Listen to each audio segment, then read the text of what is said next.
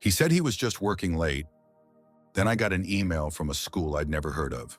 Same last name, same emergency contact. My world fell apart. You ever have a moment where your whole world shifts, but it starts with something so ordinary, it almost feels like a mistake? Mine came from an email. It was a Tuesday evening. I was making dinner. Roast chicken, Jason's favorite. Though I don't know why I bothered anymore.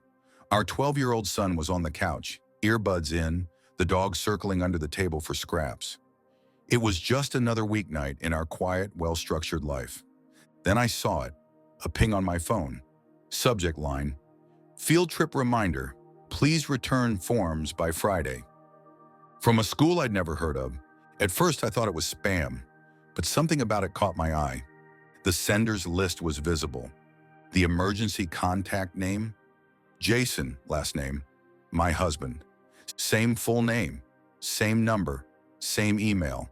The message even included a parent portal login hinting at multiple previous announcements. I blinked, thinking maybe it was a glitch, a namesake, a mistake, but it wasn't. Not when I clicked the link and saw her. A little girl, kindergarten student, big brown eyes, last name, ours. Beneath the photo, student of the month, Kara, our last name. Parent, Jason, our last name. I didn't even realize I dropped my phone. Jason and I have been married for 15 years. We met in our 20s, got married young, built a life in the suburbs. He in finance, me in operations at a nonprofit. We had one child, a house with a white fence, 2 cars, dinner at 7. He worked long hours, always had. Late nights, weekend conferences, business trips I never questioned. I used to joke that he was married to his job. I didn't laugh at that anymore, because now I was wondering, was he really working? Or had I been the other woman this whole time? I didn't tell him that night. Instead, I waited until he was asleep, then opened his laptop. I don't even know what I expected to find. Maybe I hoped it was all a misunderstanding.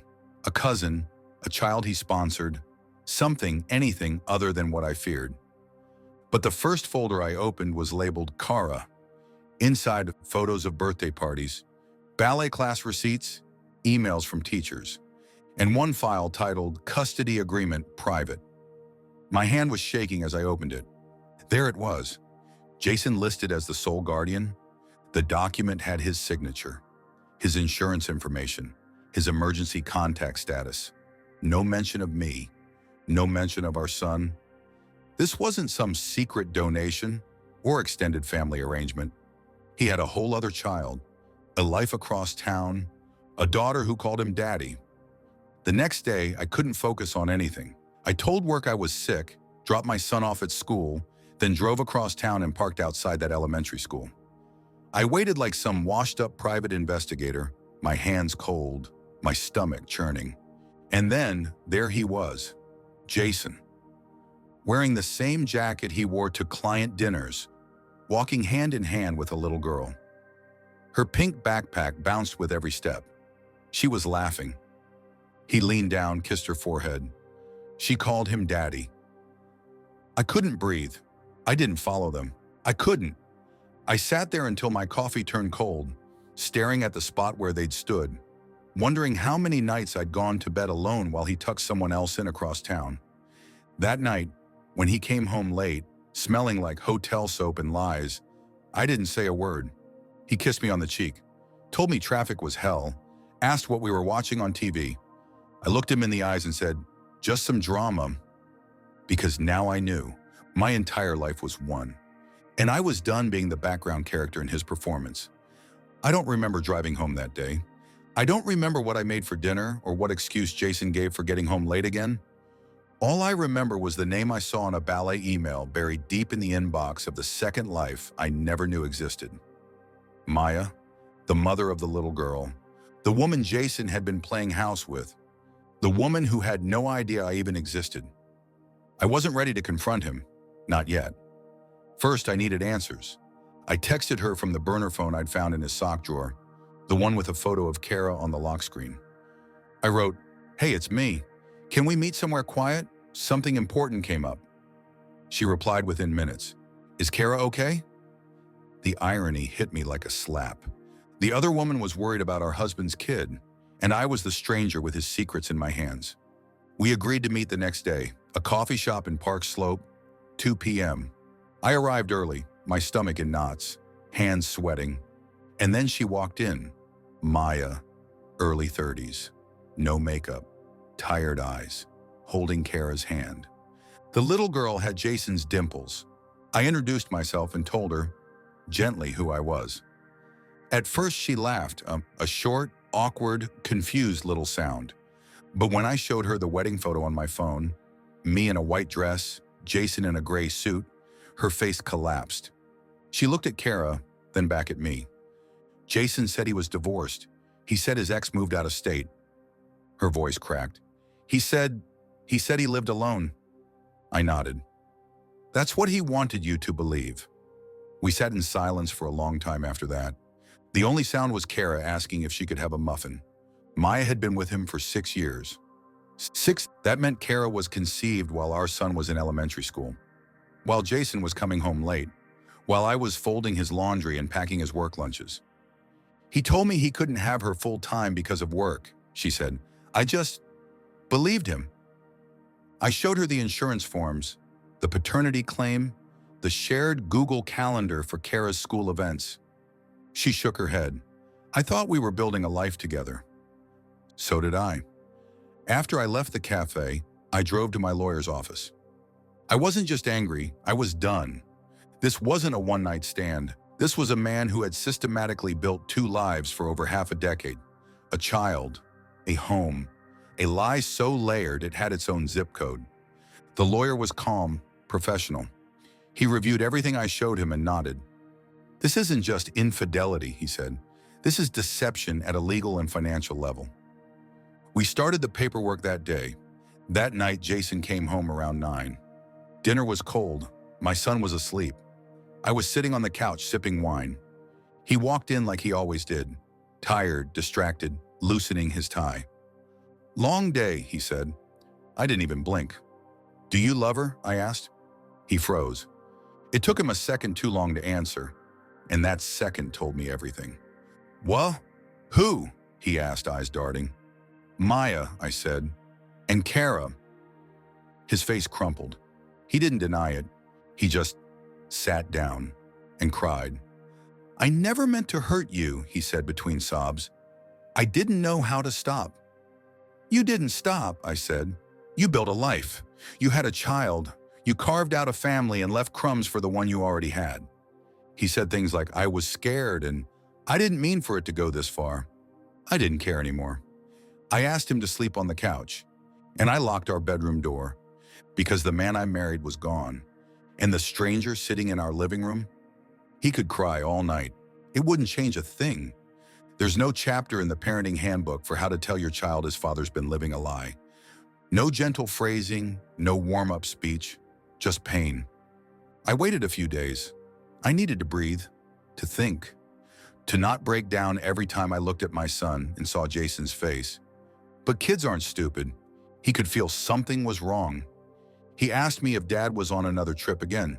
I said yes. Then I looked at his eyes and I couldn't lie anymore. That night, I made us hot chocolate like we used to on snow days. He curled up on the couch, hoodie pulled over his knees. I sat beside him. My hands trembled so badly I had to hold the mug with both.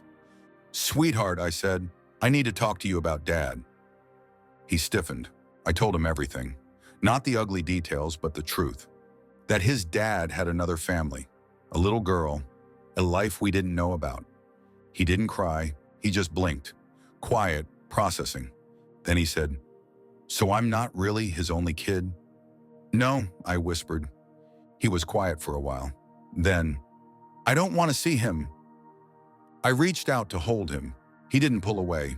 He just said, can we not talk about him for a while? Jason left the next morning. No grand exit, no suitcases. Just a garbage bag of clothes and an envelope on the counter with a note. I'm sorry, I'll stay away unless you ask me back. I didn't. I forwarded everything to my lawyer. Proof of double life, custody paperwork, financial statements. I wasn't just filing for divorce, I was making sure he couldn't hurt us again. I didn't hear from Maya for weeks. Until one afternoon I got a text. I told Kara. She cried all night, but she still asked if she could keep loving him. My throat tightened. I replied, "Of course she can. She's just a kid. None of this is her fault." Maya never asked for anything else. We don't speak much now, but there's a strange peace in knowing the other woman was just another victim, just like me.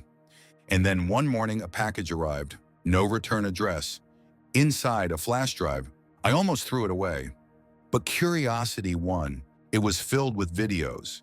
Jason talking to the camera, like he was trying to confess to a ghost. Apologies, stories, footage of him and Kara at the zoo. Him whispering bedtime stories. Him crying alone in his car. In one clip, he held up a crayon drawing from Kara. Stick figures, Jason, me, Kara, our son, all smiling. "I always hoped somehow we could all be one family," he said in the video. But I broke that before it ever had a chance. I watched the whole thing. Then I closed the laptop and sat in the silence of the life he left behind. Because now, it was mine again, and I was finally ready to live it without him. It's wild, really, how fast life can fall apart. One minute, you're folding laundry, thinking about what to cook for dinner. The next, you're staring at court documents, relearning how to sign your name without the Mrs. Jason didn't fight the divorce. Not once. No courtroom drama, no begging or crocodile tears. I think he knew. Maybe for the first time in our marriage, he realized the damage was too big to walk back from. We settled quickly. I got the house, full custody of our son, and silence. And then he disappeared. The first few weeks after he left felt strange. Quiet, too quiet, not peaceful exactly. More like the eerie silence after a storm, when you're walking through wreckage trying to decide what can be salvaged and what needs to be burned. Our son barely spoke for days. I tried not to push. We watched movies together on the couch, side by side, not touching. He didn't cry. He didn't ask for his dad. Then one night, I found him in his room, curled up in bed with a photo of the three of us at Disney. He looked at me and whispered, "Did he love us at all?" God, that broke me. I sat on the floor beside him and held him while he cried, and I told him the truth. "I think your dad thought he could love everyone, but when you try to be everything to two families, you end up being nothing to both." I got us both into therapy. Separate counselors, same building. It started off awkward. My son didn't want to talk to a stranger, but the therapist had him building towers out of blocks and talking about what makes things fall over. And eventually, he got there. I cried through my first 3 sessions. Cried for the life I lost, the love I thought was real, the woman I had been, loyal, trusting, blind. And eventually, I started rebuilding. It's weird, the things that hit you the hardest after something like this.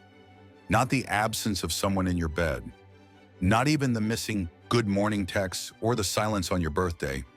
It's the little things, the empty hooks where his coats used to hang, the second toothbrush still in the holder because you haven't found the courage to throw it away. The smell of his cologne still clinging to a shirt you didn't realize he left behind. For weeks, I'd find traces of him, and I'd freeze like bumping into a ghost. A month after the divorce was finalized, I got a text from Maya. Just one sentence. "Kara wants to invite Jason to her birthday." I told her yes. I stared at it for a long time. Then I replied, "She has every right to love him. None of this is her fault." She never texted back, and that was okay. We had nothing else to say to each other. We were both just trying to survive the fallout of a man who never knew what he wanted, but took everything anyway. Jason didn't try to come back. No grand gestures, no "I've changed" speeches. He sent one final message. No subject line, just an email with 3 sentences. "Thank you for the years. I'll never stop being sorry. I hope someday he forgives me." That was it. No, "I love you." No, "Please respond." Just a ghost signing off. And I let it be. 3 months passed. I started waking up without checking my phone for his name. I started making dinner for 2 instead of 3 without choking up at the silence. I even started going on walks again, something I'd stopped doing because they reminded me too much of the ones we used to take as a family. It was slow, messy, but every day felt a little more mine. And my son, he was doing better too. He laughed again. He started hanging out with friends, went back to baseball practice, even told a joke at dinner one night that had me snorting wine through my nose. It was a terrible joke, but it was his. And I realized I hadn't heard his voice like that in months. We talked about Jason occasionally, not often, not in detail. He asked me once, "Do you think he misses us?" I said, "I think he misses the life we gave him." And that felt true because Jason didn't miss me. Not really. He missed being adored, being needed, being the center of two separate worlds. But now, he wasn't the center of anything. He was just a man with two broken homes. One day I cleaned out the last of his things, his books, his tools, a box of old birthday cards I'd written over the years, sweet, hopeful words from a woman who still believed she was loved. I burned them, not out of rage, out of closure. I needed a ritual, a finish line, and standing in the backyard watching those lies turn to ash, I felt free. I started writing again. I used to journal in college before life got busy, before motherhood and meetings and meal prepping. Now I find myself scribbling thoughts late at night, sometimes poems, sometimes just lists of things I'm grateful for. It helps. So does therapy, so does time, so does my son, falling asleep with his head on my shoulder, reminding me I didn't lose everything. In fact, I kept the only thing that truly mattered. He asked me one night, "Do you think you'll ever love someone again?" I was quiet. Then I said, "Maybe, but next time it'll be someone who shows up every day, not just when it's easy." He nodded like he understood. I think he did, because he's watched what happens when love is just a performance. And he knows now we deserve better than that. A few weeks ago, I took him to the batting cages. It was cold out and the machines were sluggish, but he wanted to go. Said he felt restless. I knew that feeling. He hit ball after ball, missing a few, cracking a couple straight down the line. I watched him laugh, adjust his stance, swing again. Afterwards in the car, he said, "I'm not sad all the time anymore." I looked at him, tears stinging my eyes. "I know," I said. "You're doing great." "And me? I sleep better now. The bed feels bigger, lonelier sometimes, but it's mine. I eat what I want. I laugh louder. I wear colors again. I stopped checking his social media. I don't want to know if he's with someone new. I don't care if he's buying Kara ice cream or coaching her soccer games. That's not my life anymore. And it's not my responsibility to forgive him just so he can sleep better at night. Forgiveness? It's not about letting him off the hook. It's about cutting the rope between us and finally floating to the surface. I'm not drowning anymore. Neither is my son. We're not a broken family. We're a rebuilding one. And every day that passes, I realize something I wish I'd known sooner. Love isn't proven by staying. It's proven by what you choose after someone betrays you. And I choose peace. I choose honesty. I choose us. So no, this isn't a story about a man who got caught. This is the story of the woman who chose not to shrink after the collapse, who stood up, who kept going, who raised a child through grief and still found laughter on the other side. And that's more powerful than anything he ever pretended to be.